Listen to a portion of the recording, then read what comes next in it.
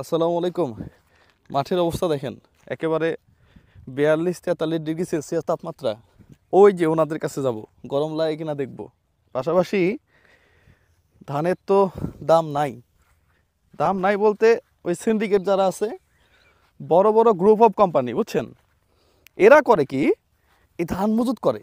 আমি অবাক হয়ে যাই যে এই যে গ্রুপ অফ কোম্পানি যারা আছে, এদিকে আসেন, এই যে গ্রুপ অফ কোম্পানি যারা আছে, মানে এদের কেন ধান মজুত করতে হবে আমি বুঝি না। ব্যবসার কি অভাব আছে দুনিয়াতে?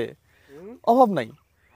হ্যাঁ, এই যে আমার কাকা দাদা যাই হোক না কেন, আসসালামু আলাইকুম, ধান তো পাকা শুরু হয়ে গেছে নাকি? আচ্ছা, ধানের দাম পাবেন এবার? কওয়া যাচ্ছে না। রোদ কেমন লাগে? হ্যাঁ, রোদ তো ভালো লাগলেও করবে লাগবে, খারাপ লাগলেও করবে লাগবে। আচ্ছা, ধান যেহেতু পাকছে, হ্যাঁ, করতে হবে, রোদ হলেও করতে হবে। আচ্ছা, আপনাদের দিনাজপুর তো না এটা?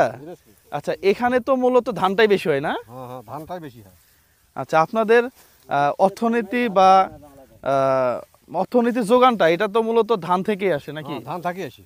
তো এটা আশা করতেছেন দাম পাবেন? এখন আশা তো করছি, এখন কি যে করবে সরকার, এখন কি যে করবে, দাম যদি হয়, রেট তো দেয়নি। আচ্ছা, রেট দিলে দাম পাবো, রেট না দিলে দাম কেমন তো এর আগে মোটামুটি পাইছেন নাকি? এর আগে পাচ্ছি। এর আগের বার আবার ঝামেলা হয়েছিল তাই না? আচ্ছা, এই যে দেখেন, এখন টেম্পারেচার আছে আপনার 42 থেকে 43 ডিগ্রি সেলসিয়াস। ঠিক এই অবস্থাতে যারা মাঠে কাজ করতেছে, অনেকে আমরা এসিতেও থাকতে পারতেছি না।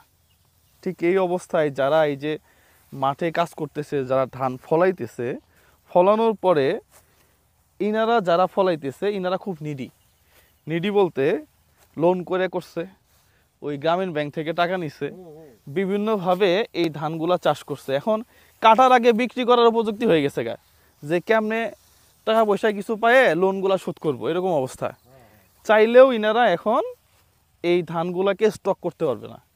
আর এই স্টক করবে হচ্ছে বড় বড় কিছু রাঘব বোয়াল আছে তারা।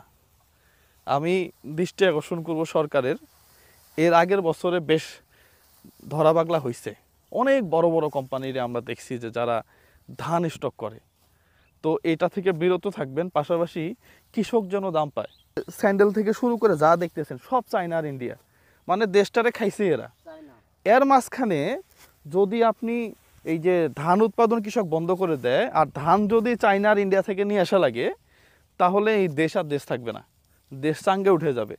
তো এই যে রোদের মধ্যে সত্যি এত বেশি গরম, এর মধ্যে যদি কৃষক ধান ফলানোর পরে, হ্যাঁ, কৃষক তরমুজ চাষ করার পরে, কৃষক ওই যে শশা দেখলাম 1 টাকা কেজি বিক্রি করতেছে, তো এগুলা উৎপাদন করার পরে যদি এই অবস্থা হয়, তাহলে কৃষক এগুলা থেকে মুখ ফিরাই নিবে।